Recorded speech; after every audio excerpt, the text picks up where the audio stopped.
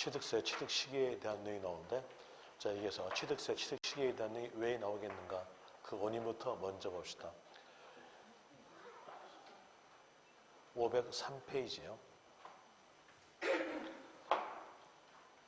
취득세, 취득 시기에 대한 내용으로서 왜 나왔던 원인을 본다면, 이렇게 이제 가정해 봅시다. 개인이 부동산을 매매에 의해서 취득하다. 이렇게 했을 때 여기에 대한 내용 취득 형태를 갖췄음으로써 취득세가 과세됩니다. 취득세가 과세되었다. 그러니까 부동산 과세 대상물 들어가지고요. 매매 취득이니까 유상 취득에 대한으로서 취득세 과세됩니다. 취득세 과세되었으면 취득세에 대한 내용 신고 납부해야죠. 취득일로부터 60일 내에 신고 납부한다 이렇게 나와져요. 이제 신고 의무와 납부를 갖췄다면 그때는 의무가 끝남으로써 납세 의무가 소멸됩니다. 그런데 어떤 사람들은 신고 납부하지 않은 사람들이 있어요. 신고 납부를 이행하지 않았다 이랬으면 지자체가 제처 기간 동안에 밝혀냅니다. 그 제처 기간에 대한 내용으로서는 부가권을 행사할 수 있는 기간에 대한 제처 기간에 대한 내용으로서 문장에서 이제 나오죠. 무신고했다면 그때는 7년으로서 나와지고요. 또 과소 신고했다면 5년이고요. 부정 이렇게 나왔다면 그때는 10년입니다. 이 기간 동안에 밝혀내죠. 밝혀내가지고 지자체가 매매합니다. 매매한다라는 의미로서 세금액 더 내라라는 의미로서 가산세, 가산 이렇게 나와져요. 그럼 여기서 볼 때 이 가산세가 가산되냐 안 되냐 판단에 대한 내용으로서 여기서 60일 날짜가 고정화되어 있으니까 여기에 시작한 날짜를 법에서 정하겠다. 이 내용이 바로 취득 시기입니다. 각기 거래마다 그 거래 특성에 의해 가지고 이 날짜를 정해줘요. 정해줬으면 이 정해진 이 날짜로부터 손꼽아 가지고 60일 내로 들어갔다면 그때는 가산세가 없다 이렇게 나오시고요. 60일이 벗어났으면 그때는 가산세가 가산된다 이렇게 되는 거예요. 그래서 여기에서 법에서 각기 거래마다 취득일, 취득 시기를 정해줍니다. 여기에 대해서 각 거래마다 정한다 했으니까 이 내용이 엄청나게 많아요. 엄청나게 많은 내용을 이제 여러분들은 개념 정의를 해놓고 알아야 그게 쉽게 느껴져요. 개념 정리합시다. 그 개념 정리에 대한 내용으로서 각기 이 거래마다 그 거래의 특성에 의해서 앞으로 약간이나마 당겨져요. 그럼 당겨지면 이 60일 날짜가 짧으니까 좀이라도 길어진다는 얘기예요. 그러기 위해서 법에서는 취득세, 취득 시기에 대한 내용을 빠른 날 개념으로 만들었어요. 이 취득세, 취득 시기에 대한 내용은 개념은 빠른 날 개념이다. 라는 내용으로서 적으시면 됩니다. 거기에 503페이지에다가 503페이지에서 제5절 취득 시기에다가 적으세요. 적는 것은 빠른 날 개념이다. 이렇게 적어주시면 됩니다. 물론 5전반은 적어져 있을 것이고요. 그 내용으로 적어놓고 이제 보죠. 여기에서 각 거래마다 그 거래의 특성에 의한다고 했으니까 여기에서 개인 간의 부동산 매매에 의한 취득이었을 때 취득을 볼 수 있는 날짜에 대한 내용으로서 계약서 상에 잔금 지급 날짜 있겠죠. 이 계약상의 잔금 지급 날짜도 취득으로 볼 수 있는 날짜예요. 또 사실적으로서 잔금으로 지급된 날짜, 여기도 취득을 볼 수 있는 날짜예요. 그리고 등기 날짜, 여기에 대한 내용도 취득을 볼 수 있는 날짜입니다. 그럼 여기에 대한으로서 볼 때 계약상 잔금 지급 날짜와 사실상 잔금 지급 날짜가 같았다면 문제는 없어요. 그런데 계약상 잔금 지급 날짜가 사실상 잔금 지급 날짜와 다른 경우가 종종 있습니다. 그 다른 경우를 대비해 가지고 법이 나온 건데 이게 다르게 만들어 보죠. 여기에서 계약상 잔금 지급 날짜 6월 1일 날짜에 보고요. 사실상 잔금 지급 날짜에 대한 내용은 6월 15일에 합시다. 그리고 등기 날짜에 대한 내용은 7월 1일이었다 이렇게 보죠. 이랬을 때 여기서 이제 계약상 잔금 지급 날짜와 사실상 잔금 지급 날짜가 다르니까 여기서 문제가 됩니다. 이 문제를 해결하기 위해서 법이 나온 것으로서 개인 간의 매매에 의해서 사실상 잔금 지급 날짜에 대한 내용은 서로 간에 입맞추는 날짜니까 믿지 않습니다. 지자체 입장으로서는 이 날짜는 믿어지지도 않아요. 이 내용은 우리도 안 보시면 돼요. 그럼 볼 때 어디가 빠를 겁니까? 계약상의 잔금 지급 날짜가 빠르죠. 그래서 계약상 잔금 지급 날짜 이렇게 가져요. 그 내용으로서 교재 504페이지 보세요. 504페이지 보시면은 이 가로에서 위 일에 해당하지 아니한 유상 승계 취득 경우 이제 곧 있으면 위의 일을 배울 건데 여기에서 위 일에 해당되지 아니한 유상 승계 취득의 가장 대표적인 것은 개인 간의 매매예요. 개인 간의 매매이었을 때에 취득세 취득 시기는 그 옆에 적어지죠. 계약상의 잔금 지급일. 거기다가 밑줄 치면 될 겁니다. 또 다시 계약상 잔금 지급일 전에 등기했다. 그러면 등기가 빠름으로써 그때는 등기일로 갑니다. 다시 이제 앞페이지 보죠. 앞페이지 볼 때 앞페이지가 방금 했던 1가로에 대한 내용이죠. 1가로에 대한 내용으로서 볼 때 다음 중 어느 하나에 해당되는 유상승계 취득 경우는 여기서 다음 중 어느 하나라는 내용은 그 밑에 있는 1번부터 5번까지에 대한 내용이 다음 중 어느 하나예요. 1번부터 5번까지 중 어느 하나에 해당되는 유상승계 취득 경우는 이 경우는 어떤 거래냐면요. 상대편들이 너하고는 입맞추지 않아 라는 거래들이에요. 상대편들이 너하고는 입맞추지 않아 이렇게 하니까 이 사실상 잔금 지급 날짜를 지자체가 믿어준다는 얘기예요.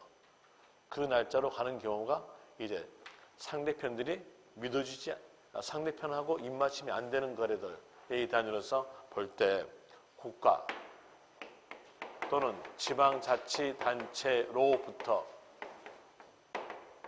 유상취득이다. 여기서 상대편이 누굴까요? 상대편은 국가나 지자체. 그래서 국가, 지자체하고 입맞춤이 안 돼요. 입맞춤이 안 되니까 이 내용은 지자체가 사실상 잔금 지급 날짜 그대로 가지겠다는 뜻이에요. 여기에 대한 내용은 사실상 잔금 지급일로서 되고요. 또 다시 두 번째로서 외국으로부터 수입하였다. 외국으로부터 수입하였다면 수입대금을 결제할 때는 은행을 통해서 결제합니다. 은행을 통해서 결제하니까 은행하고 입맞춤이 안 되겠죠. 입맞춤이 안 됨으로써 이 대한 내용도 사실상 잔금 지급일 이렇게 나오게 되고요. 그리고 공매하면은 이 단어 안에는 경매가 포함되어 있어요. 그래서 경매 이렇게 말이 나오는 건데 여기에서 경매는요 법원사죠. 법원하고 입맞춤이 안 되기 때문에 여기에 대한 내용도 사실상 잔금 지급일 이렇게 나오게 되고요. 그리고 또 판결문에 의해서 취득가액이 입증된 취득 여기서 판결문 하게 되면 여기에 대한 내용은 법원 판결만을 말합니다. 법원 판결만을 말하니까 여기에 대한 내용도 법원하고 입맞춤이 안 됨으로써 이때에 대한 내용도 사실상 잔금 지급일 이렇게 나오게 되고요. 그리고 또 다섯 번째 단위로서 법인 장부에 의해서 취득가액이 입증된 취득. 법인은 형체가 없죠. 형체가 없으니까 법인하고 입맞춤이 안 돼요. 여기에 대한 내용도 마찬가지로서 사실상 잔금 지급일 이렇게 나옵니다. 그럼 이제 여기에 대한 내용과 아까 했던 내용과 같이 연결해 본다면 연결에 대한 내용으로서 페이지 504페이지 보세요. 504페이지 보니까 이 가로에서 위 일에 해당하지 아니한 유상승계층 나오죠. 이게 바로 위 일에 해당되는 거예요. 그럼 여기에 해당되지 아니한 유상거래는 뭘로? 계약상의 잔금 지급일. 여기에 해당되는 유상거래는 사실상 잔금 지급일 이렇게 나오니까 어쩔 수 없이 여러분들은 이 사실상 잔금 지급에 해당되는 내용을 암기할 수밖에 없겠네요. 이단님 외울 때는요, 첫 글자로 외우시면 돼요. 첫 글자로서 어차피 여러분 시험은 법전 내용 그대로 나와요. 그대로 나오니까 첫 글자로서 외워두면 됩니다. 첫 글자로서 이렇게 외우시면 되겠죠. 국, 외, 공, 판, 법 이렇게 외워두고 첫 글자가 국, 외, 공, 판, 법에 해당되지 아니한 첫 글자 문장에 대해서는 계약상의 잔금 지급일 이렇게 하시면 됩니다. 또 빠른 날 개념이니까 사실상 잔금 지급일 전에 등기했다면 그때는 등기로 갑니다. 이런 이유로서 구별을 하시면 될 것이고요. 예를 들어서 부동산 거래 신고 법률에 의해서 신고서 제출하고 검증이 이루어진 취득 이렇게 나온다면 그때에 대한 내용 첫 글자가 부잖아요. 그럼 여기에 대한 내용은 계약상의 잔금 지급일 이렇게 됩니다. 그 다음에 그 밑에서 3가로 연부 취득 여기서 보니까 한문 보니까요. 연자가 해년마다 연자죠. 해년마다 연자니까 연부 취득에 대한 내용은 해년마다 돈 주고 취득한 경우다 이렇게 생각하시면 돼요. 원래는 법전에서 나온 용어 해설에 대한 이로서 볼 때는 한꺼번에 지급할 수 없는 금액을 2년 이상 일정액씩 분할 지급되는 것이 연부 취득이다 이렇게 나오게 되는데 여러분 시험에서 2년 이상이라는 숫자는 맞게 주어져요. 맞게 주니까 거기에서 해년마다 연이니까 연 단위로 돈 주는 경우다 이렇게 생각하시면서 들으시면 되는데 이렇게 가정해 봅시다. 이때 시점에서 매년 말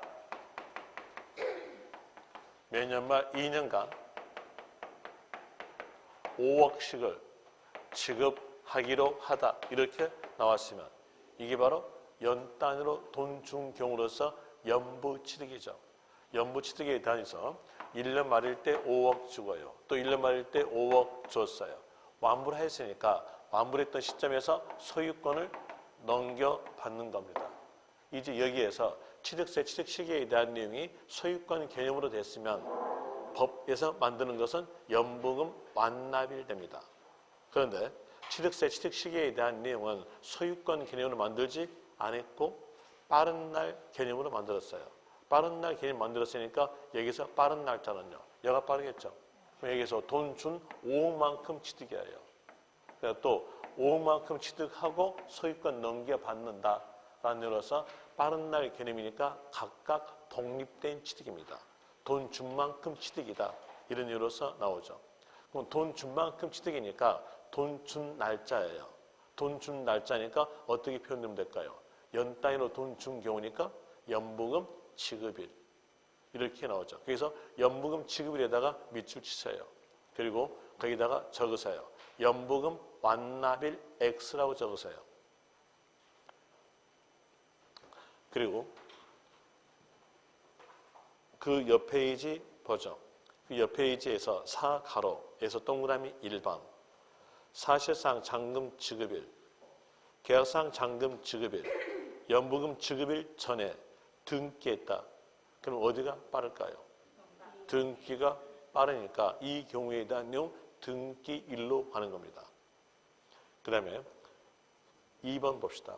2번에서 무상승계 취득의 경우에는 거기에서 무상에다가 이 말을 적으세요. 거기서 말한 무상에 대한 내용은 증여를 말합니다. 무상에다가 증여 이렇게 적으세요. 자, 이 무상에 대한 내용은 증여니까 이제 증여에 의해서 취득하였을 때 취득 경위를 보죠. 증여에 의해서 취득했을 때 취득 경위에 대한 이유로서 살펴본다면 맨 처음에 주겠다고 약조한 날 있고요. 그리고 또 인도 받은 날 있고 그리고 등기 날짜 있어요. 이 세 날짜 중에서 빠른 날짜는 주겠다고 약조한 날짜죠. 그래서 문장에서 무상 아니면 증여 이 말이 있으면 이 단어 보자마자 끝말 가세요. 끝말에 대한 이유로서는 계약일. 계약일에다가 밀줄 치면 될 겁니다. 계약일 이렇게 하세요. 또 다시 상속해 봅시다. 상속에 의했을 때 빠른 날은요. 돌아가신 날짜가 빠르죠. 돌아가신 날짜를 고상한 말로 한다면 상속 개시일 됩니다. 상속은 상속 개시일. 무상 아니면 증여 이 말이 있다면 그때는 계약일 이렇게 하시면 될 것이고요. 그리고 그 밑에서 3번에 단위로서 1가로 먼저 읽어드릴게요. 건축물을 건축 또는 개수하여 취득하는 경우. 자, 거기에서 건축 앞에 허가, 무허가 이 말이 없죠. 허가, 무허가 이 말이 없다는 것은 허가와 무허가를 다 포함하겠다는 뜻이에요. 두 개를 포함해가지고 그 중에 빠른 날이다 라는 이유로서 법이 이렇게 만들어지죠. 그 옆에서 사용 승인서 내주는 날 밑줄 가로 빼고 연결한다면 과 사실상 사용일 중 빠른 날 이렇게 나오게 되는데요. 이제 해보죠.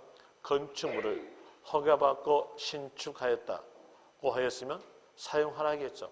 사용하라니까 사용 승인서 내주는 날 됩니다.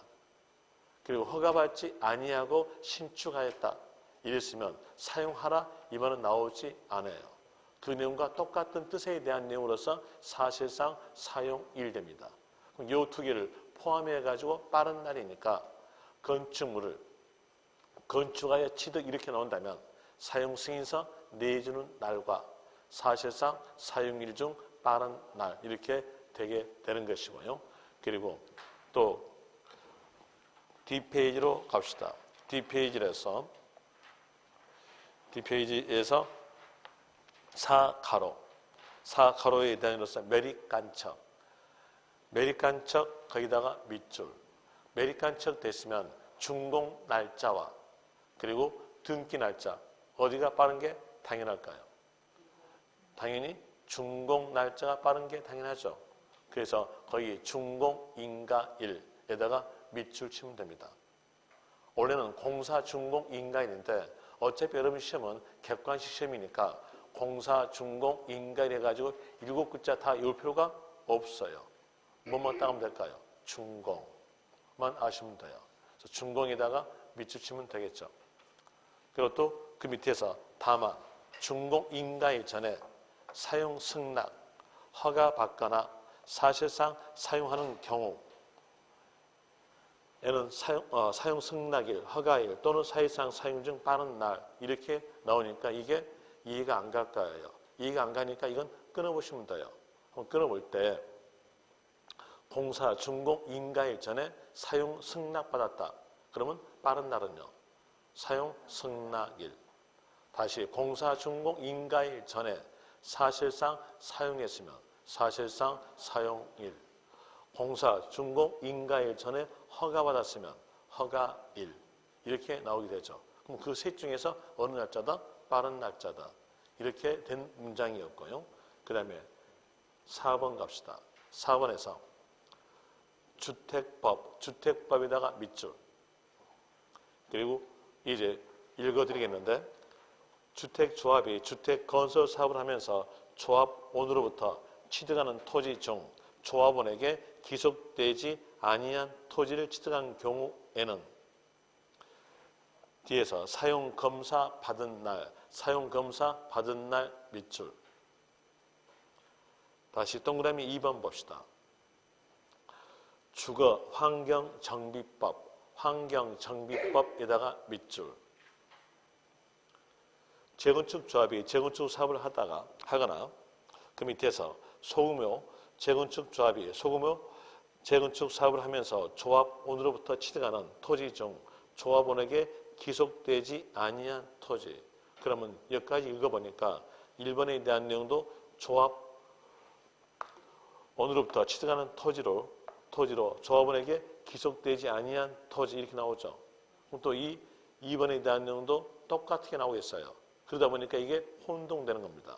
이 혼동되는 것을 막기 위해서 거기서 포인트단을 잡아준 거예요. 주택법 이거요. 또 동그라미 2번은 환경정비법이에요. 그리고 환경정비법하고 거기 문장 끝에서 고실의 다음날에다가 밑줄 치세요.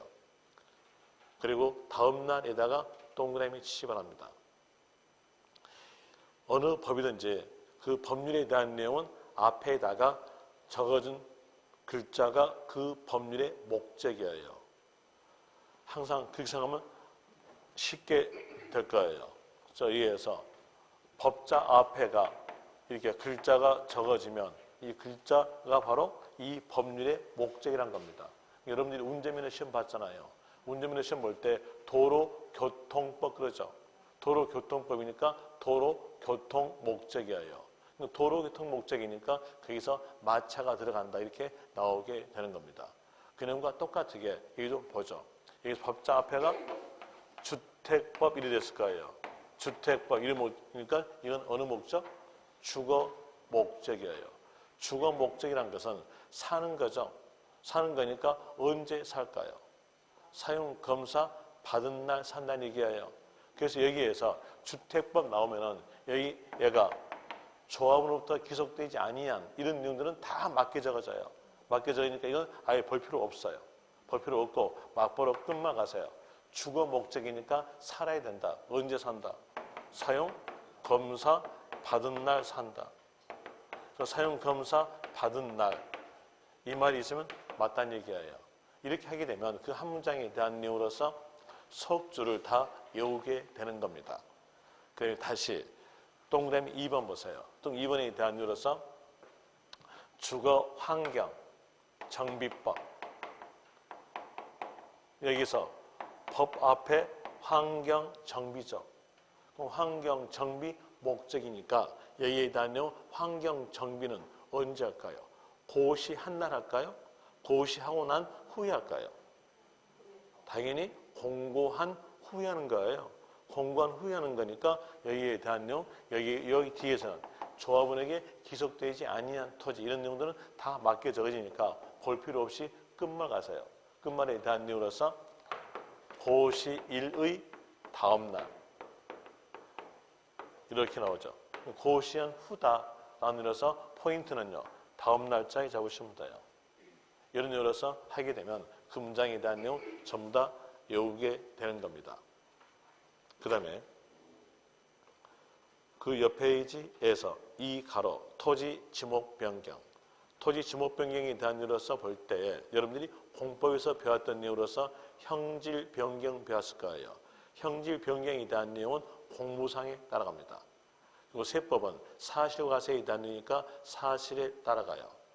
두 공개념 공법도 공개념이고 세법도 공개념이에요. 그 두 공개념에 대한 내용을 적어주고 그 중에 빠른 날짜 인유로서 나오죠. 그러면 토지 지목 변경 밑줄 그리고 사실상 변경 일과 공무상 변경일 중 빠른 날 거기다가 밑줄 치면 됩니다. 그리고 또 그 밑에서 단서 조항이 있으니까 단서 봅시다. 단서에서 변경 전에 사용하는 부분에 대해서는 자 변경 전에 사용이니까 어디가 빠를까요? 사용일이 빠르죠. 그러면서 사용일 되는 겁니다. 그리고 그 밑에 차량 수입에 대한 내용은 모르셔도 됩니다. 여기에 따라서 정리해 드릴게요. 취득세, 취득 시기에 대한 내용 개념은 빠른 날 개념으로 법이 만들어졌다. 그리고 객관성 있게 입증되는 유상거래에 대한 내용으로서 국외판공법 이렇게 나온다면 그때는 사실상 잔금 지급일. 첫 글자가 국외판공법에 해당되지 아니한 첫 글자로서 나온 유상취득에 대한 내용은 계약상의 잔금 지급일 이렇게 나오게 되고요. 또 연부취득은 연 단위로 돈 준 날이다 라는 의미로서 연부금 지급일 그리고 무상 아니면 증여 이 단어가 문장에 있다면 그 단어 보자마자 취득세 취득 시기는 계약일 상속이었으면 상속 개시일 건축물을 건축하여 취득 이렇게 나왔으면 사용 승인서 내주는 날과 사실상 사용 중 빠른 날로서 되는 거고요. 그리고 또 주택법 이 말 나왔다면 끝말은요. 살아야 되는 거니까 사용 검사 받은 날로 되고 환경 정비 이렇게 나온다면 환경 정비는 공고한 후에 하는 거니까 다음 날로서 나오게 되는 것이고 토지 지목 변경은 사실상 변경된 날과 공무상 변경일 중 빠른 날 공이 있으면 매립 이렇게 나왔다면 그때는 준공인가일, 준공일로 하시면 됩니다. 이제 이렇게 정리해줬으니까 문제 풀어줄게요. 문제에 대한 늘어서 508페이지 못 찾겠으면은 맨 밑에 숫자가 508이라고 적어진 곳 펴시면 그가 508쪽입니다. 거기에서 위에 보시면 예제 문제 있을 거예요. 예제 문제 풀어드릴게요. 지방세법상 취득시기, 취득시기 나오면서 지방세법 이렇게 나온다면 그 지방세법이라는 것은 취득세를 말합니다. 취득세, 취득시기, 틀린 것 1번 연부 취득하는 것, 그리고 뒤에서 연부금 지급일 맞죠? 그리고 그 옆에서 단 취득일 전에 등기한 경우는 등기일 맞고요. 그 다음에 2번에서 거기 약간 가니까 매립간척 나왔죠. 매립간척이니까 이때는요 준공인가일로 가겠는데 더 가보니까 준공인가일 전에 사실상 사용. 그럼 빠른 날이니까 사실상 사용 맞고요. 2번 주택법 나왔죠. 주택법 나왔으니까 이 단어 보자마자 맞바로 끝말 가서요. 끝말은요 사용 검사 받은 날 맞죠. 4번에서 보니까 환경정비법 나왔어요. 이 단어 보자마자 맞바로 끝말 가서요. 끝말은요 고시한 후에 하는 거니까 공고일에 다음 날 가야 돼요. 그런데 다음 날 있어 없어요? 없죠. 틀렸네요. 답은 4번 됩니다. 5번에서 토지 지목 변경 이랬으니까 사실상 변경된 날과 공무상 변경일 중 빠른 날 맞죠? 그리고 뒤에서 변경 전에 사용했으니까 사용일 이렇게 나오게 됩니다. 이제 여기에 대한 내용을 또 그 밑에 6절 과세 편의에 대한 내용과 연결 지을게요. 자, 이제 보니까 개인이 부동산으로부터 개인 간의 부동산을 매매해서 취득하다 이랬으면 취득세 과세하겠죠. 과세니까 7일로부터 60일 내에 신고 납부됨으로써 여기에 취득일 정해줘야죠. 이 경우에 취득일은요. 첫 글자가 개 나오죠. 첫 글자가 국외판공법에 해당되지 아니냐. 유상취득은 계약상의 잔금 지급을 그렸어요. 그럼 첫 글자가 국외판공법에 해당되지 않았고요. 그리고 유상이죠. 유상이니까 이때는요. 계약상의 잔금 지급이 되겠죠. 계약상 잔금 지급일부터 60일 내 신고 납부합니다. 신고 납부하려면 세금액을 산정해서 신고 납부하는 거예요. 세금액 산정인데 세금액 산정에 대한 내용은 제일 먼저 그 법에 의해서 과세 표준을 정해놓고 거기에다가 해당되는 세율을 곱해가지고 세금액을 산정하는 거예요. 그럼 세금액 산정할 때는 제일 먼저 보는 게 뭘까요? 과세 표준을 보는 거죠. 그래서 과세 표준이 나옵니다. 이렇게 말하니까 이제 여러분들은요 여기에서 요 내용 과세 표준에다가 세율을 곱해가지고 세금액을 산정한다 이렇게 하니까는 이제부터는 세법에 대한 내용도 계산에 대한 내용이구나 하면서 계산에 대해서 여러분들이 쫄 것 같으니까 말씀드릴게요. 세법은 계산 문제에 대한 내용 한 문제 나올까 말까 그럽니다. 그러니까는 계산 문제 안 나온다고 생각하고 이론적 내용으로 들어줘야 여러분들이 쫄지 않아요. 안 그러면 쫄아요. 쫄아가지고 마음에서 부담만 갖춰요. 그 부담 갖추는 걸 막기 위해서 말씀드린 것으로서 세법은 계산 문제 안 나온다. 이런 내용이 나온다. 이렇게 생각하고 들으시면 됩니다. 그럼 거기에서 제일 먼저 세금액을 산정하려면 과세 표준 정해줘야죠. 이 지방세에서 과세 표준에 대한 내용은 아주 쉬워요. 얼마나 쉽냐면 세자 앞에 있는 단어에다가 금액자만 붙이면 돼요. 또 금액이란 말은 가액이란 말과 같은 말이에요. 그래서 세자 앞에 있는 단어에다가 가액자만 붙이면 그 지방세 세금의 과세 표준 되는 겁니다. 한번 해볼까요? 취득세의 과세 표준 그러면요. 세자폐가 취득이니까 취득가액. 등록면허세의 과세 표준 그러면요. 세자폐가 등록이니까 등록가액. 재산세도 지방세니까 재산세 과세 표준되면요. 세자폐가 재산이니까 재산가액 이렇게 나오게 됩니다. 그럼 이제 보세요. 교재 보니까 508페이지에서 제6절 과세 표준 넣으면서 그 밑에 줄에 취득세 과세 표준은 취득 당시 가액이다. 이 나오죠. 세자폐 취득이니까 거기에다가 가액자만 붙인 거예요. 취득 가액이다. 취득 가액의 단위로서는 취득 시기의 가액이라는 뜻입니다. 그리고 또 취득 당시 가액이다 같은 말이에요. 그럼 여기에 대한 내용은 취득 당시 가액이라는 말은 취득 시기의 가액이다. 취득하는 때의 가액이다. 이렇게 나오니까 이제 여러분들은 뭘 아셔야 되면 취득 시기를 아셔야 돼요. 그걸 알고 있으면 그 옆에 있는 연부 취득에 대한 내용도 과세표는 알게 되는 겁니다. 연부 취득일 때 취득 시기는요. 아까 제가 연 단위로 돈 준 날 그랬죠. 연 단위로 돈 준 날이니까 연부금 지급일. 그러면 과세 표준은요. 연 단위로 돈 준 날의 금액. 그럼 어떻게 될까요? 연부 금액. 연 단위로 돈 준 금액이다. 이걸 표현하기 위해서 연부 금액 이렇게 표현되고요. 법전에서 그 뜻에 대한 이 가로에 적어져요. 가로 보니까 매해 지급되는 금액이 나오죠. 거기다가 밑줄 치세요.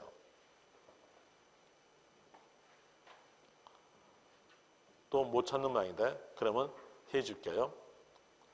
네모 1번 그 밑에서 취득세 과세 표준은 취득 당시 가액 나오죠.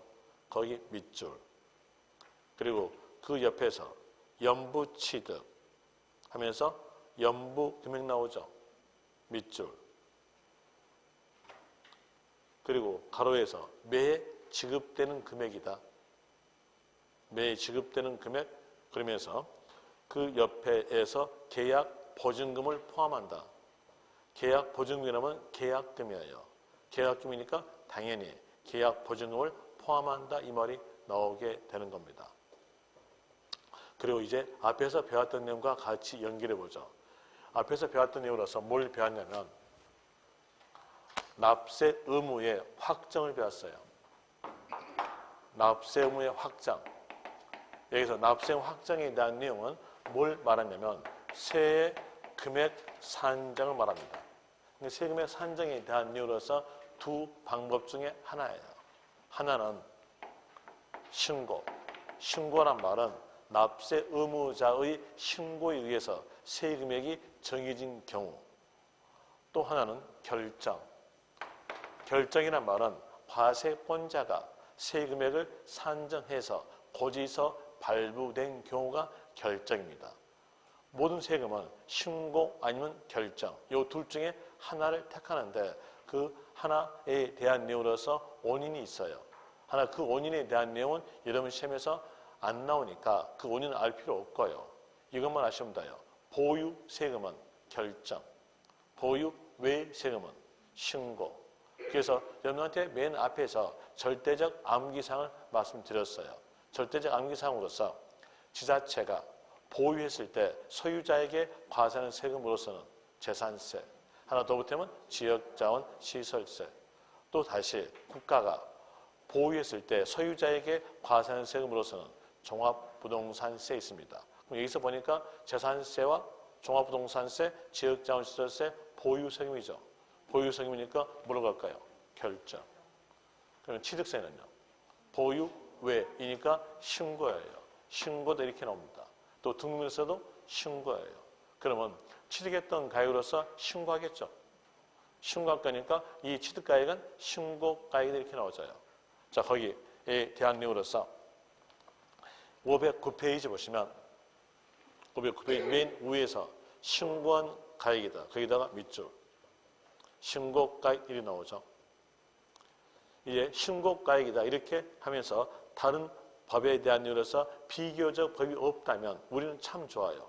왜 좋냐면 비교하지 않으니까 나는 취득했던 가액은 제로다라고 신고한다는 얘기예요. 그러면 비교하지 않음으로써 여기에서 세율 곱하게 되면 세금액은 제로가 됩니다. 우리 입장은 참 좋으나 지자체 입장으로서는 아주 안 좋아요. 이렇게 됨으로 인해서 취득세를 징수할 수 없기 때문에 지자체에 근무하고 있는 공무원분들에게 급여도 못 준다는 이런 형태가 나옵니다.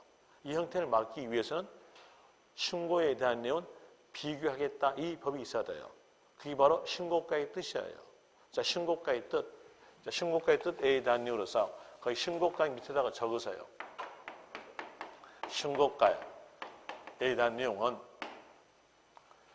시가 표준액과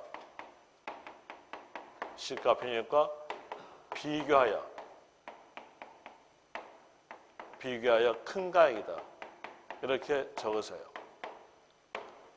그리고 여기서 볼 때 모르는 용어에 대한 내용이 하나 나오죠. 시가 표준액.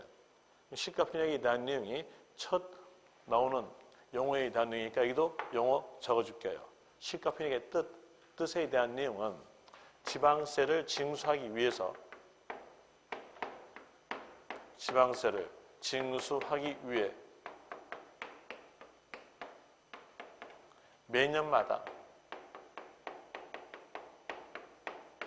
매년마다 물건마다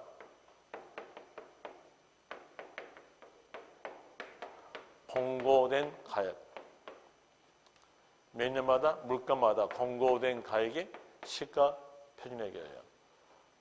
지방세를 징수하기 위해서 매년마다 공고된 가액이다. 이게 바로 시가 표준액입니다. 그러면 물건마다 공고한다 했으니까 토지도 물건이죠.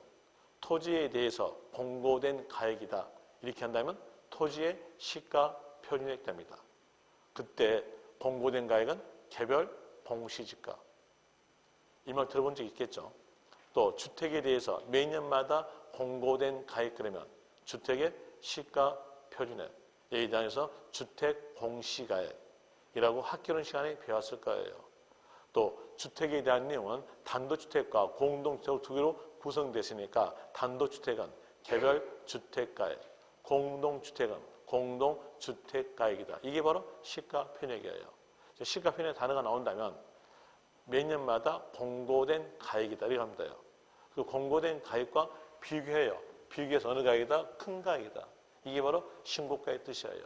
이 내용을 알려주기 위해서 법전에서는 거의 2번의 단위로서 적어지죠. 2번에서 밑에 동그라미 1번 보세요. 1번의 단위로서 신고가 없거나 신고 없으니까 무신고죠. 무신고했다면 신고가액은 제로. 시가 표준액과 비교해 볼 때 어디가 크냐면 시가 표준액이 크니까 그 위에 동그라미 2번에서 시가 표준액 적용이라고 나오죠. 그 다음에 또 밑에 동그라미 2번 신고가액이 시가 표준액보다 적을 때 그럼 어디가 크다는 얘기입니까? 시가 표준액이 크다는 얘기니까 거기 동그라미 2번에서는 시가 표준액 나온다는 얘기예요. 이 내용을 전부 다 외우기는 힘드니까 간결하게 신고가액의 뜻만 아시면 돼요. 신고가액의 뜻은 시가 표준액과 비교해서 큰 가액이다. 이런 의미로서 아시면 될 것이고요. 그리고 또 그 밑에 복충학생 해가지고 시가 표준액에 대한 내용이 나오는데 이건 읽어보시면 됩니다. D페이지 갑시다. D페이지에서 사실상 취득가액 적용 거기다가 일단은 밑줄 치고요. 사실상 취득가액에다가 밑줄 치고 이렇게 적으세요. 시가 표준액과 비교하지 않는다. 시가 표준액과 비교하지 않는다. 그 밑에 있는 동그라미 1번부터 동그라미 6번까지에 대한 내용에 해당되는 거래에 대해서는 시가 표준액과 비교하지 않고 신고된 가액 그대로 믿어주겠다라는 의미로서 사실상 취득가 되는 거예요. 그래서 이 사실상 취득가 앞에다가 다시 또 적으세요. 항상 이라고 적으세요.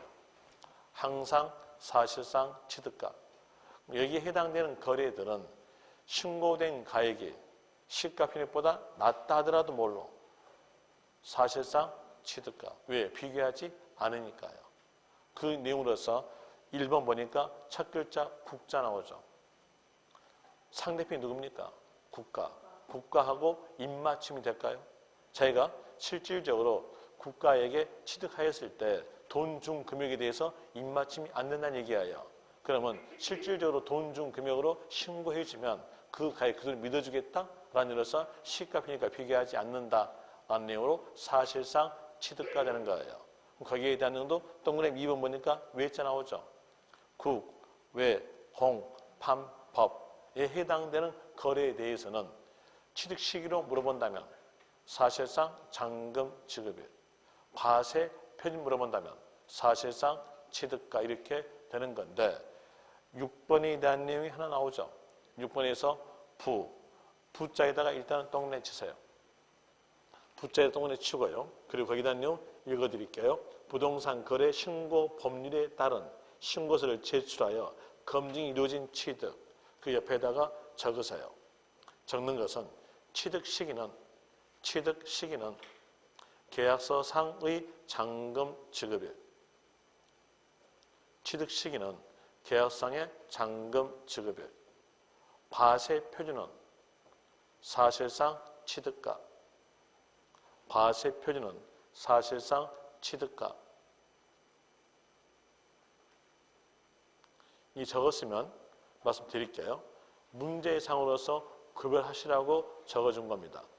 문제상에서 취득세, 취득 시기 물어본다면 부동산 거래 신고 법률 이렇게 나왔을 때 계약상의 잔금 지급일. 하나 과세 표준을 물어본다면 그때는 사실상 취득가 이렇게 하시라고 결과적 내용으로서 적어준 겁니다.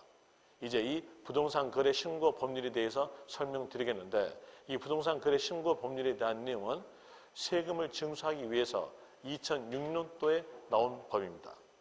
그리고 이 부동산 거래 신고 법률에 대한 내용은 중개업법에서도 배우겠으나 원래 세금을 징수하기 위해서 만들어진 법이기 때문에 세법인 제가 설명해도 관계는 없어요.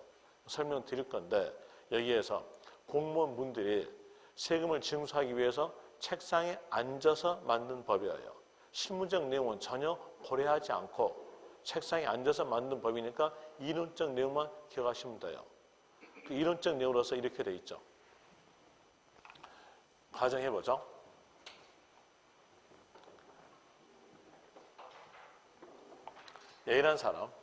A라는 사람과 B라는 사람이 부동산에 대해서 매매가 이루어졌다. 여기 부동산 매매가 이루어졌을 때 A가 판 쪽에 했어요. 팔았다고 했으면 이때에 대한 것은 팔았으니까 매도인 그러겠죠. 같은 말로 양도인. 그리고 적용되는 세금은 양도소득세에 대한 내용이 적용이 됩니다. 그럼 여기는 사세니까 매수인. 같은 말로 양수인으로 되고 그리고 납부되는 세금으로서는 취득세가 납부됩니다. 자, 이랬을 때 이 매도인인 A가 B를 찾아가요. 찾아가면서 나는 양도소득세 납부해야 되고 당신은 취득세 납부해야 되니까 우리 둘 다 세금을 적게 내기 위해서 다운계약서 작성합시다. 자, 여기에서 부동산 가액이 실질적으로 매매된 가액에 대한 내용이 9억 해보죠. 그리고 이제 A가 우리 다운계약서 작성합시다 하면서 여기 B가 그렇게 하죠 하고 응했어요. 그 가격으로서 7억 합시다. 그랬으면 이제 이 B는요 병신됩니다. 왜 병신되는가 봅시다. 미래 생각을 안 했거든요. 한번 볼 때 여기에서 다운계약서 7억에 대한 이로서 여기에다가 신고하겠죠. 7억으로서 신고했어요. 신고했으면 거기에서 등기부여가 매매된 가액이 적어져요. 7억 적어집니다. 7억 적어지고 거기다가 취득세에서 표준세율에 대한 내용은 가장 높은 게 1000분의 40으로서 4%예요. 4% 적용해가지고 취득세 납부했다 합시다. 납부하고 그리고 이제 이 부동산에 대해서 이 토지에 대해서 계속 보유해요. 보유하다가 어느 시점에서 이 B가 팔았어요. 팔았으면 양도했던 시점에서 팔았던 시점에서 누적된 보유 이득이 일시에 실현됩니다. 그러면서 이 양도소득세에 대한 내용은 실현된 보유 이득에 대해서 과세다 이렇게 나오게 되는데 이 실현된 보유 이득이 바로 양도 차익이에요. 양도 차익 계산은 이렇게 합니다. 제가 분필을 10원에 사가지고 와서 1,000원에 팔았다. 이랬을 때 여러분들한테 돈 들어온 금액은 얼마 들어옵니까? 이렇게 여쭤본다면 여러분들은 머리가 영리하시니까 돈 들어온 금액은 990원 이렇게 나옵니다. 하나 세법은 아주 멍청하기 때문에 돈 들어온 금액은 이렇게 물어봤으니까 1,000원 답합니다. 하여튼 여러분도 마찬가지로서 시험에 대한 내용은 물어본 대로만 답하시면 돼요. 시나리오 그리지 마세요. 시나리오 그렸다면 여러분들은 소설밖에 안 나와요. 돈 들어온 금액은 1,000원, 양도가액은 1,000원. 이 양도가액을 얻기 위해서 희생된 가치를 뺍니다. 희생된 가치를 보고 저희들은 필요경비라 그래요. 이 필요경비에 대한 내용으로서는 취득가, 자본적 지출, 양도비 이렇게 세 개 있는데 거기에서 가장 대표적인 것이 취득가입니다. 취득가에 대한 내용을 빼게 되면 양도 차익 나온다. 양도 차익 물어볼 때는 990원. 그 다음에 돈 들어온 금액 물어볼 때는요. 1,000원. 이렇게 이제 그 내용대로 답하시면 돼요. 혼자 머릿속에다가 시나리오 그려가지고 거기에서 문제에 대해서 풀게 되면 결국적 내용은 틀리게 되고 소설밖에 안 나온 거예요. 그러니까 제발 부탁인데 문제상에서 물어본 내용 그대로 답하시면 돼요. 혼자 머릿속에다가 소설 그리면 안 되고요. 다시 또 여기에서 이렇게 양도 차익에 대한 내용을 할 때 여기서 취득가액에 대한 내용으로서 얼마로서 내가 이 사람이 신고했습니까? 7억. 또 등기부에다가 7억이 적어져 있어요.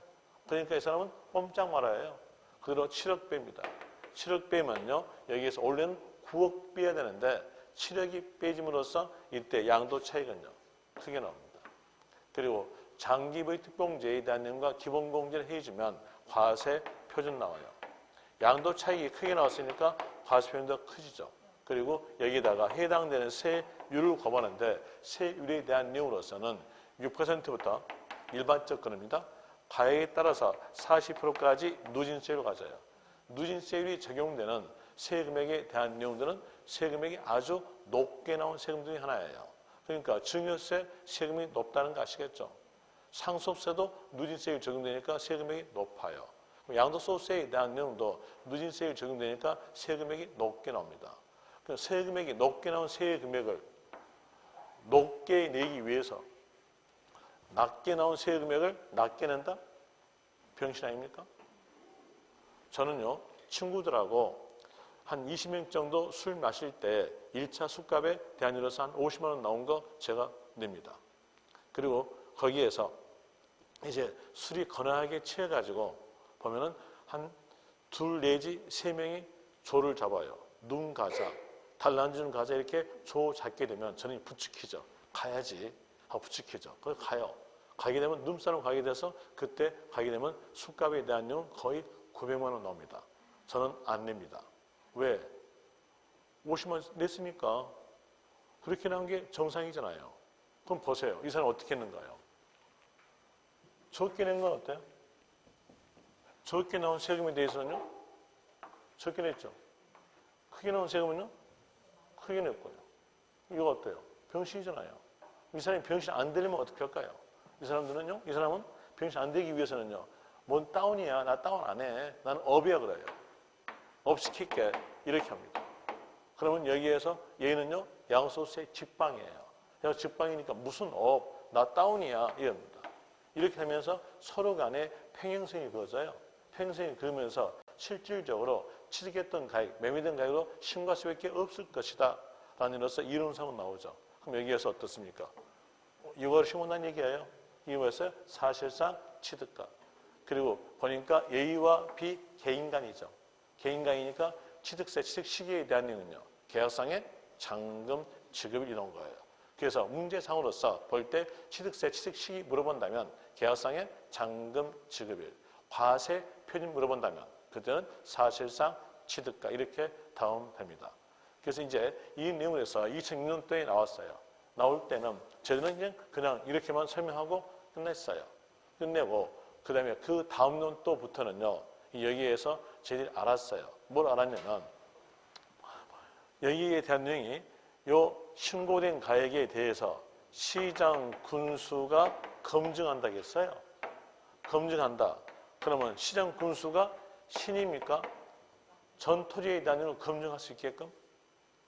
아니겠잖아요. 보세요. 토지에 대한 내용은 토지 위치마다 가격이 어떨까요? 다 달라요. 또 토지 형태마다 가격이 어떨까요? 다 달라요.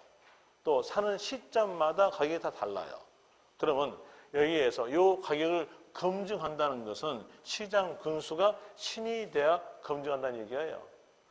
근데 신은 아니에요. 신은 아니니까 이 시장 군수에게 혼자에게 이렇게 주죠. 표준오차 범위를둬요.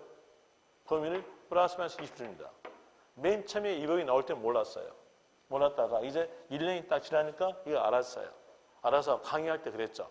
2007년도에 강의할 때 이론적 내용으로서 시험 때까지만 이론적으로 기억하십시오. 시험 때까지는 나온 것은 거기서 과세 표준 물어본다면 사실상 취득가다. 이 내용으로서 하시고 그리고 이제 시험 끝나고 합격해서 실무 들어간다면 여기에서 A가 양소세에 대해서 비과세 됐다면 업 하십시오. 업 하되 몇 프로까지? 20%까지 하시고요. 그 다음에 여기는요, 양소세에 대해서 여기에서 이제 B하고 짱해서 짱해가지고 다운시킵시오. 어디까지? 20%까지. 이렇게 했어요. 이건 시험 끝난 후에 하라겠어요. 이 내용으로서 쭉 했었는데, 이 강의하다 보니까 이렇게 전부 다 말씀해 줬어요. 이 내용을 지금 국세청이 알았어요. 이걸요. 알아서 이제 거기에서 다시 또 나오죠. 올해 법이 또 나옵니다. 또 나온 것이 확인하겠다는 겁니다. 확인해요. 여기 신고했죠? 신고했으면 이 가액에 대해서 확인해가지고 조사해서 확인했는데 그 확인된 금액보다도 적게 돼 있다. 적게 신고했다. 그럼 뭘로? 확인된 금액으로 가겠다. 이런 일로서 법이 올해 하나 신설됩니다.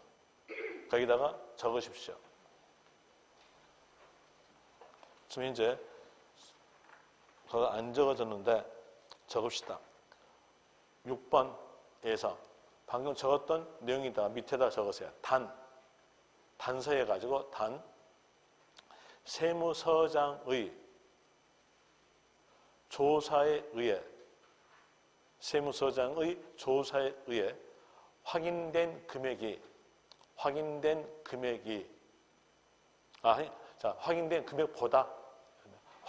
금액보다 적게 신고된 경우는